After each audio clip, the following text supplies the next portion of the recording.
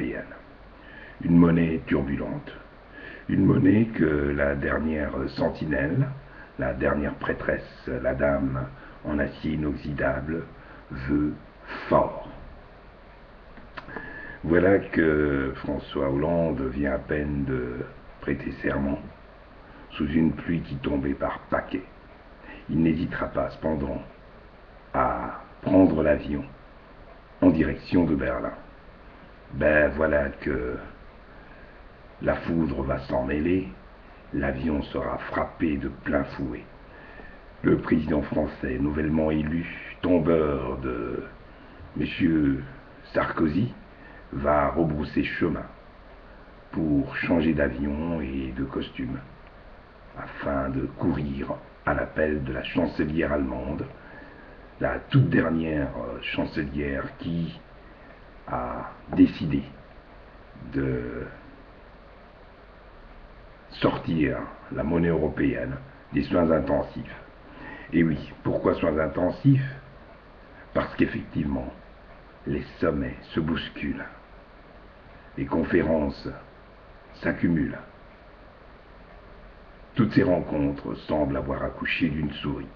Tenez, il y a eu des conférences en date du 18 octobre, conférences entre la date du 23 et 26 octobre.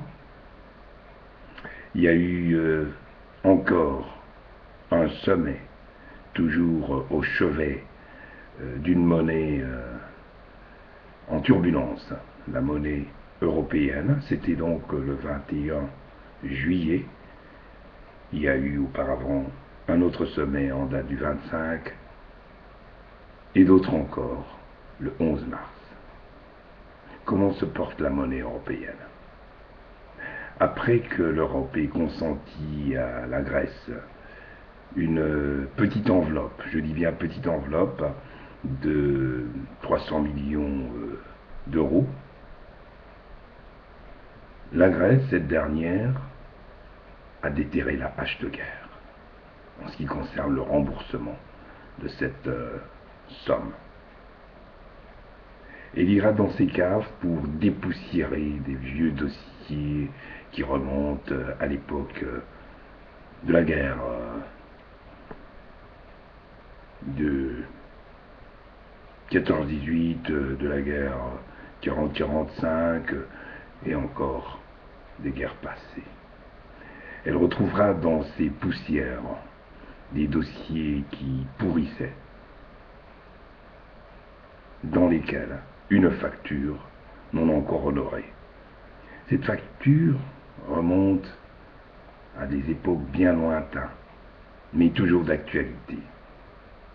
Sa valeur, 300 milliards d'euros que l'Allemagne doit à la Grèce à la suite d'atrocités de guerre, à la suite de la torture que cette Grèce a subie de la part des Allemands, à la suite des saccages et des carnages que celle-ci a commis en Grèce.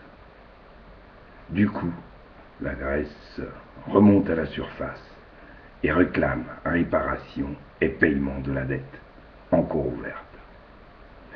Que dire à propos du langage du président français qui semblait pourtant vouloir changer l'état de choses et faire plier la chancelière allemande?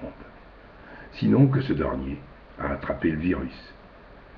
Cette féline de la politique a réussi à prendre avec elle dans son bateau qui tangue dangereusement dans des marées hautes M. François Hollande, lequel se met à prêcher donc le respect des mesures draconiennes en ce qui concerne la monnaie européenne. L'Italie, la Grèce, la France sont ces membres qui sont présentement en difficulté de gestion de la monnaie européenne. Quant à la Grèce, à quoi attribuer cet échec? Eh bien, en Grèce, on a vu dernièrement sortir des listes des citoyens qui se sont, disons, fait remarquer dans la fuite des capitaux vers des paradis fiscaux comme la Suisse. Ainsi donc, parmi eux, un directeur de banque grec qui lui aussi possédera un compte secret. Ce sont là donc des éléments qui font que la Grèce, aujourd'hui, plie sous le poids d'une dette, mais aussi se trouve à l'asphyxie. Que dire de l'avenir de cette monnaie à turbulence? Que dire aussi de l'avenir de la chancelière? D'ici l'année prochaine, cette dernière va devoir se présenter devant son peuple pour un suffrage universel. Aura-t-elle encore un contrat de bail pour diriger la République fédérale d'Allemagne? Monsieur François Hollande, quant à lui, maintiendra-t-il le langage de bois en ce qui concerne la gestion de la monnaie européenne? On a entendu parler de la fondation d'une banque européenne, des eurobonds, etc.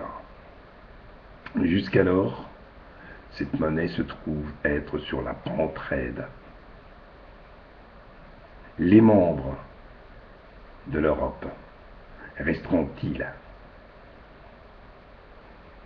Ou bien ils démissionneront pour quitter l'équipe européenne? Ce sont des questions pièges, car pour l'heure, aucun discours ne rassure personne. Les fins de sommet ne donnent aucun résultat. Situation donc préoccupante. En attendant, portez-vous bien.